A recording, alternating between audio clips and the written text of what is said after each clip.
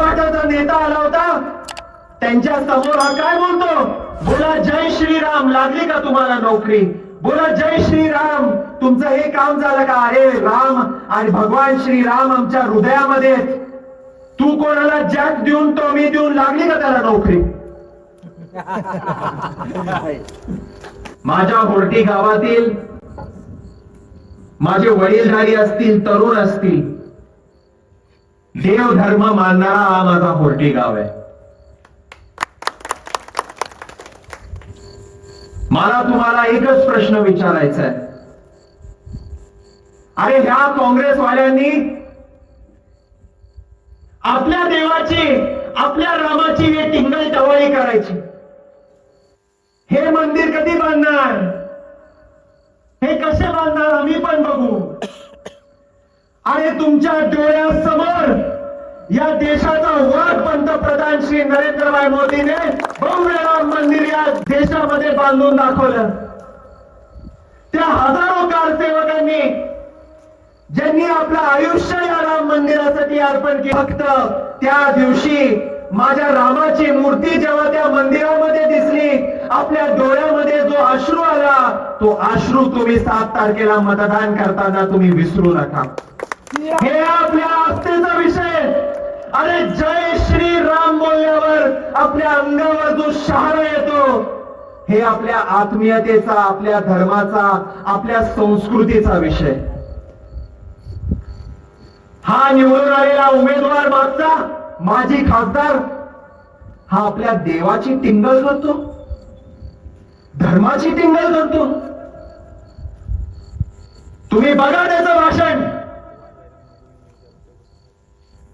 त्या उभाटाचा नेता आला होता, त्यांच्या समोर हा काय बोलतो, बोला जय श्रीराम, लागली का तुम्हाला नोकरी, बोला जय श्रीराम, तुमचं हे काम झालं का, अरे राम आणि भगवान श्रीराम आमच्या हृदयामध्ये, तू कोणाला जॅक देऊन टॉमी देऊन लागली का त्याला नोकरी. माझ्या धर्माबद्दल, देवाबद्दल बोलू नको. तुला जे राहुल गांधीचं हुजरेगिरी करायची आहे, त्याची नोकरी करायची आहे, तिथं जाऊन कर. हा धाराशिव जिल्हा, हे तुळजापूर तालुका आणि हे होर्टी गाव, हे नरेंद्रभाई मोदी आणि हिंदू धर्माला मानणारं गाव आहे. सियावर रामचंद्र की जय. मिलिंदजी पाटील साहेब आज व्यासपीठावर आहेत. मला साहेबांना विचारायचंय, साहेब हा विरोधी उमेदवार मागच्या वेळेस आपल्या आशीर्वादानं निवडून आला का नाही आला. त्यांनी मान्य केलं, मोदीची कृपा झाली. नाही नाही साहेब, असं नाही. त्याचं आता म्हणणं आहे की कोण मोदी.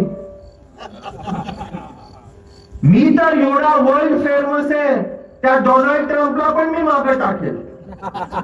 अरे तुझी लायकी काय, सकाळी तुझा तोंड आरशामध्ये बघ आणि स्वतः तोंडात आरशात बघून सांग की मी मोदींमुळे निवडून नाही आलो.